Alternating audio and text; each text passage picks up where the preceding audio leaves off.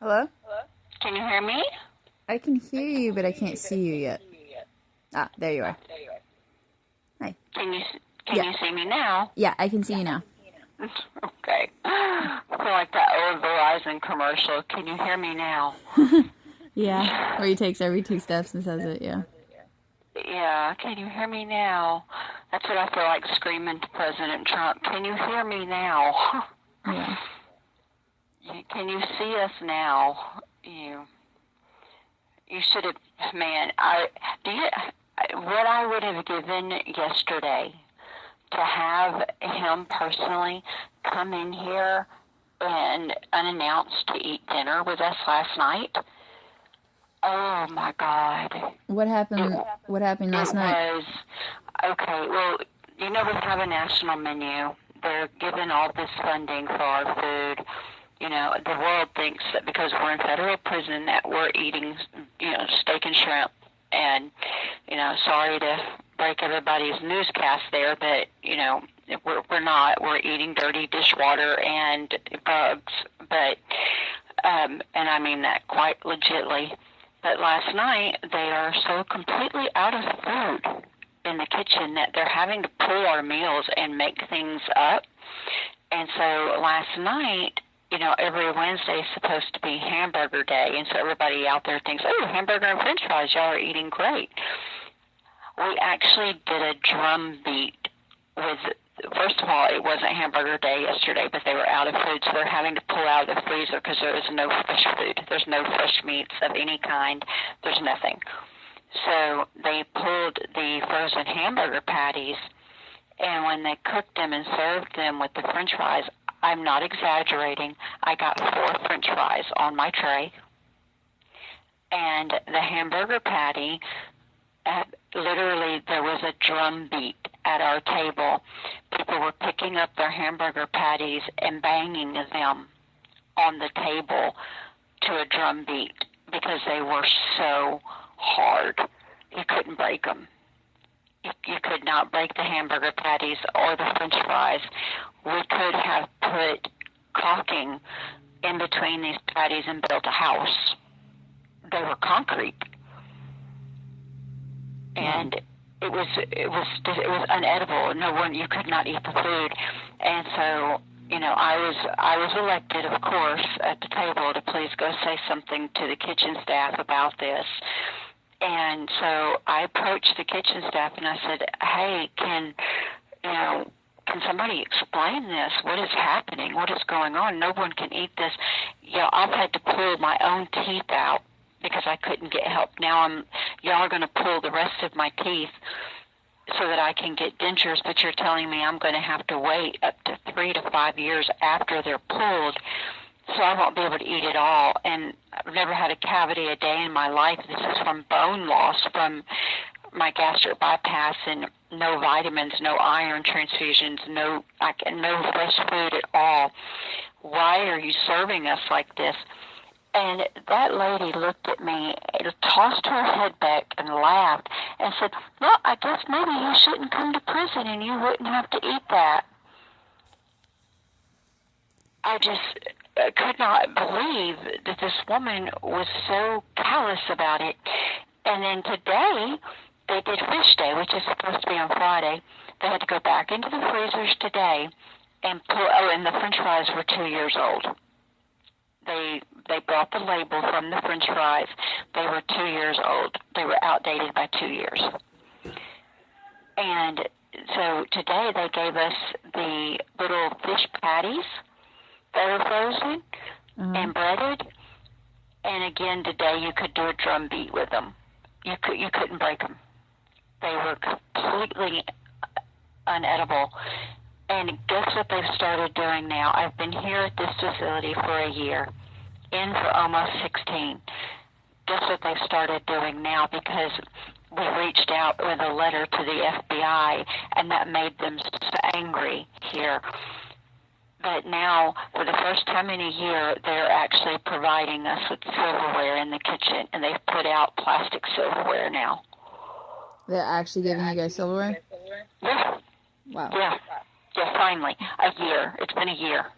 and they now have it out on this professional looking display that has never been out there before.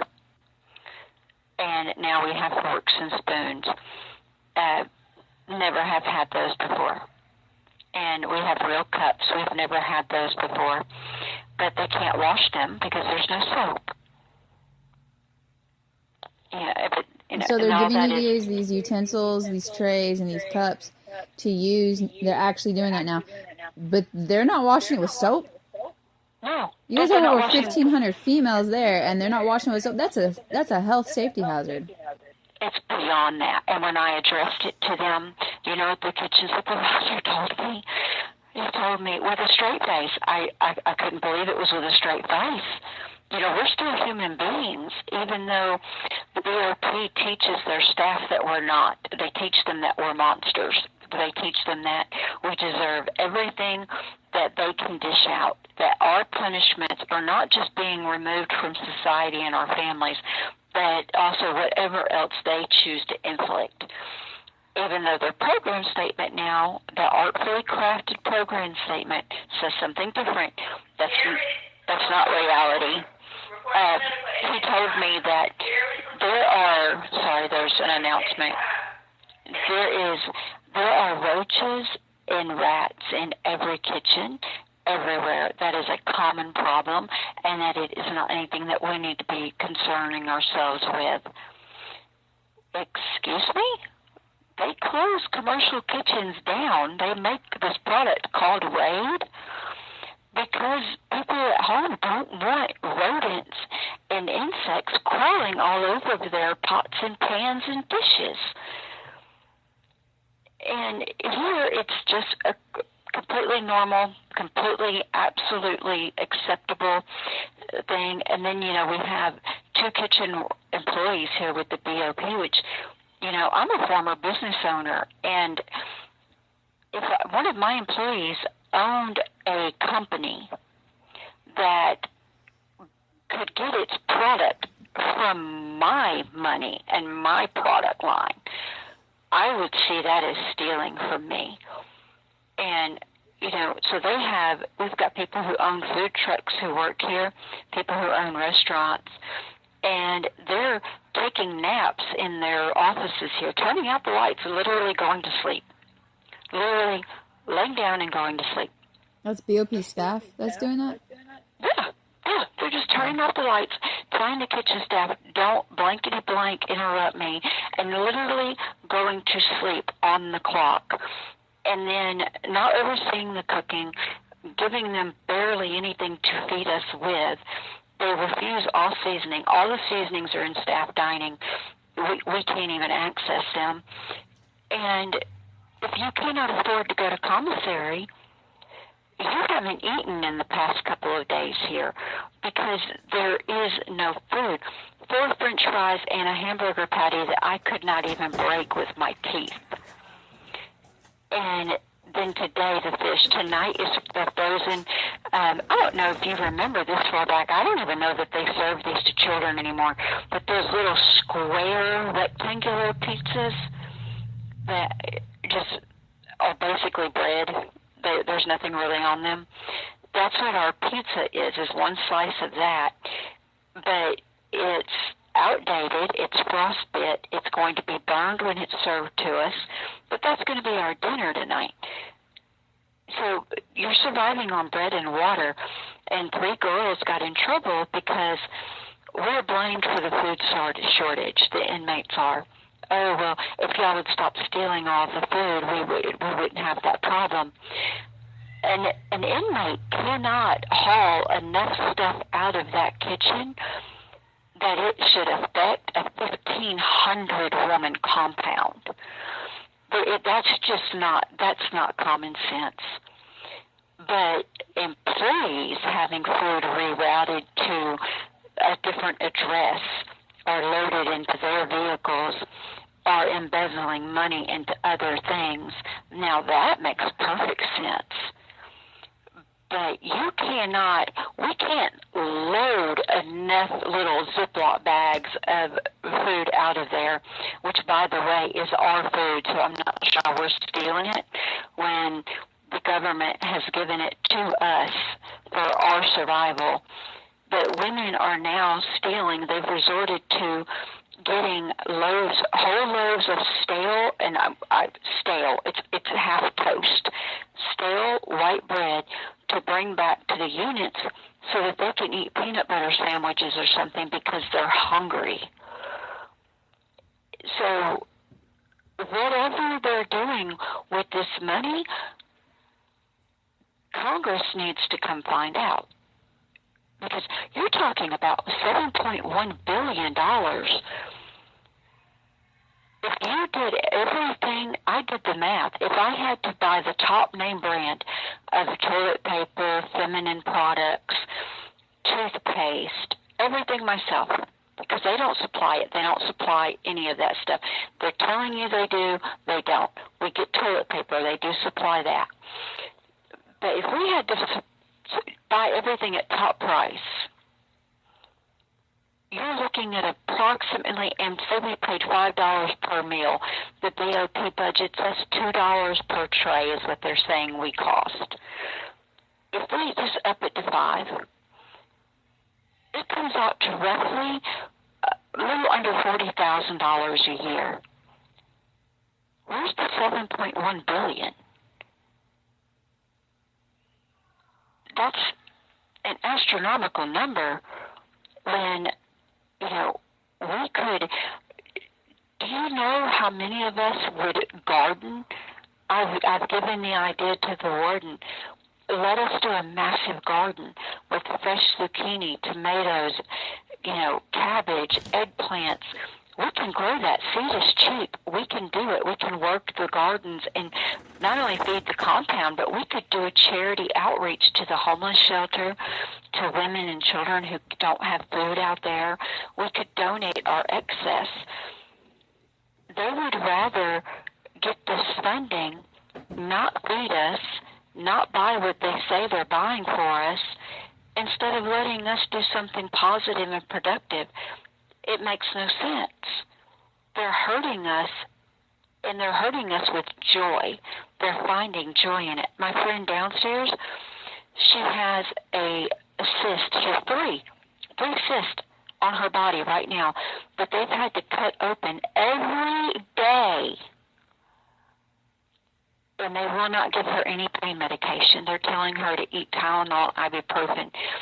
And these things just keep on festering because they're not lancing them correctly and getting the actual head of them out. And so she's breaking out with more and more. And they told her 2 days ago, well, there's over 100 major breakouts with skin boils and things right now on this compound. So you're not the only one. So just find comfort in knowing that.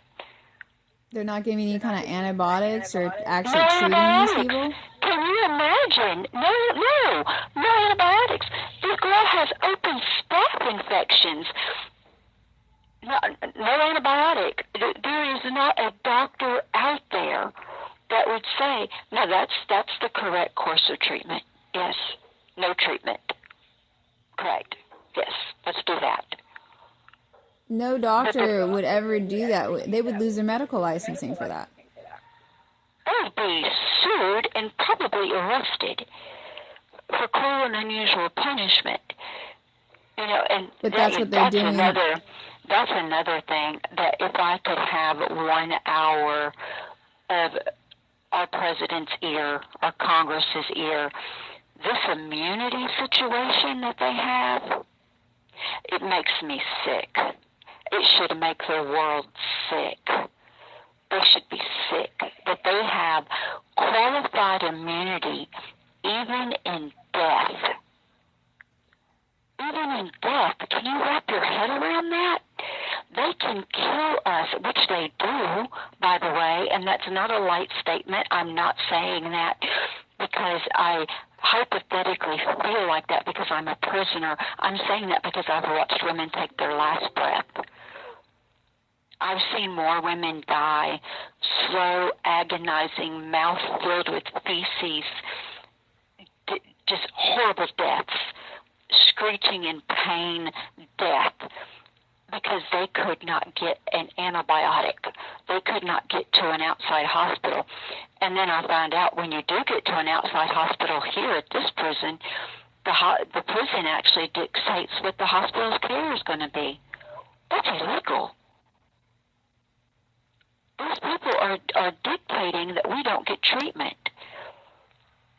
You have people in here with mental health disabilities and severe depression, and they literally just poke and poke, tell you to kill yourself, tell you that you're worthless, and then they want to put you in what's called a cool-down room or on suicide watch. Do you know what suicide watch is? Let me enlighten everyone on what suicide watch is. If you didn't want to kill yourself, you will when they're done with you on suicide watch. Suicide watch is a room, a concrete room with no mattress, no blankets, no sheets, no clothing, freezing ice cold, with a hole in the floor for you to urinate and defecate in. And you are left alone. That's suicide watch. There's no care, there's no empathy, there's no concern, there's no compassion. It is pure hate. And then if you convince that's what they used to do to prisoners of wars in other countries. Welcome to America's prisons. Other countries don't even treat their prisoners like this. But then you've got your prisoners in here who are so afraid of the staff, are so beaten down that they feel like if they can just make friends with the staff, if they tell the staff lies on other inmates, or they tell them anything they can, anything at all to make them their favorite, well then the staff picks those inmates, and they actually tell those inmates to go harm the other ones who are speaking out. Go start a fight with them, go steal all their property, go tear up their room, go threaten them for us. You know what they get out of that? Nothing. Nothing. The staff doesn't even give them a cookie for that. But they're so desperate to have the staff's approval and the safety that they'll go and harm another woman for speaking out. I was told that if I did not recant everything that I say and everything that I'm telling on about what they're doing and how they're treating and how they're killing and how they're refusing medical and refusing administrative remedies, that if I don't recant, that I'm going to disappear. Well, you know what? I guess I'm going to become Casper because I'm not going to recant. I'm going to double down. I'm not going to shut up. I'm not going to get quiet. I'm not going to disappear. They're going to keep pulling my teeth out of my face until I look distorted and I can't eat. And they're going to leave me like that for years. That's just what they're going to do. They're going to keep blocking my mail. They're going to keep not taking care of my medical needs. I'm going to keep watching them kill people until somebody stands up out there that has enough power behind their voice and makes it stop. Or they kill me. That's the reality in here. We are not taking care of our women and our mothers and our grandmothers out here like they represent we are. I would let someone saw off one of my limbs for President Trump to see my clemency and my mother's clemency and to see the friends' clemencies that we put in. I would let him take a limb if I could just get his attention and get him to hear us and see what's really going on. But every time we try, it's almost an impossibility to get anyone to listen because they've trained the world to think prisoner equals worthless. A prisoner equals liar. And that's not the truth. Sometimes we just need to be heard so that you can see what the real truth is. And the real truth is, you cannot believe what you're reading that the BOP says they're doing, because they're not. I have been mailing packages after packages out to the office of the FBI, to the office of the BOP director, the assistant director, and just found out that 2 of the packages never even left this compound. They block us. They block voices. It has to stop. It has to. There can't be an option there. It has to stop. Psychology is not even prescribing mental health drugs to help people that they need. They're sending them to medical and nurse practitioners over there who have no training at all in mental health are prescribing mental health drugs. They're what's called blanket prescribing. They're prescribing the same drugs to everyone on the compound. That's a federal crime. You can't blanket prescribe. It's a federal crime. They're doing it in here. They're not treating people. They're falsifying medical records.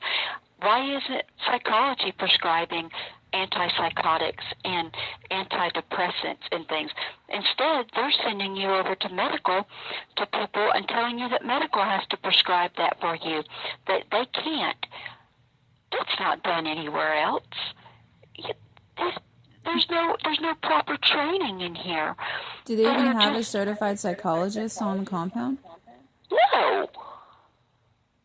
Aren't they supposed to, by law, have one? Absolutely. And a nurse practitioner cannot just prescribe someone. I'm diagnosed with depression, and a nurse practitioner cannot diagnose what I should be on.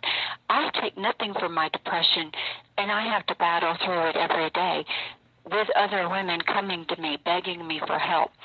In tears. I've had 3 today alone, in tears over the case manager telling them, you're not getting home until I say you're getting home, when they're past due to go home. The FSA laws, our president developed FSA for us to be able to go home as low and minimums. And the law is clear. It's clear. The words are common sense clear.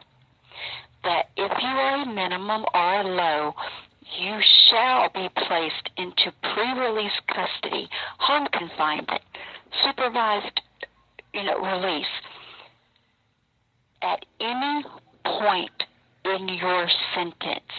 There's no time restraints. All time restraints have been lifted as of 2000, and I believe it was 18. Not one case manager here will acknowledge that. Not one court is wanting to acknowledge that. They're wanting to blindly trust the BOP that we have to earn all of our FSA credits before they're put on us. The director of the BOP put out a mandate stating that we are to be given all of our FSA as projected to be earned. That means upfront. Everything that we are projected to earn in our prison sentence. And the BOP case managers refuse. They refuse to do it. And when I told them here, this is federal law, that you are breaking federal law, I am laughed at and I am told, do you honestly think that we care what the president said we're to do? We're going to do what the BOP tells us to do. We're doing what regional tells us to do. So they pass the blame. They pass the buck. That regional's telling them not to let us out into pre-release. I'm a minimum, regardless of how long my sentence is. My mother and I should be on pre-release custody. We have no violence, no victims. We were business owners. The judge even said, you're more of a white-collar crime than a drug crime, but then turns around and sentences us to a massive amount of marijuana kilos to give us life. That was Faith Blake. There's her reg number right there. 73053279.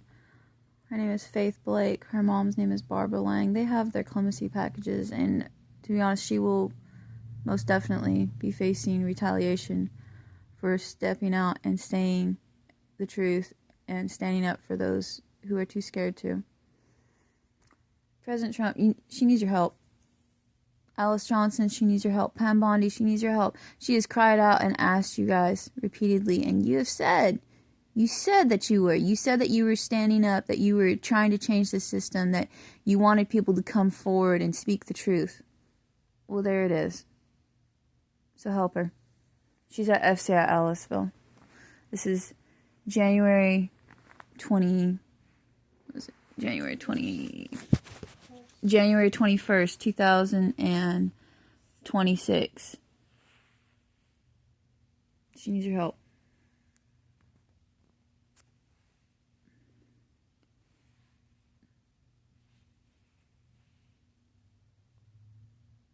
That's not showing up right there.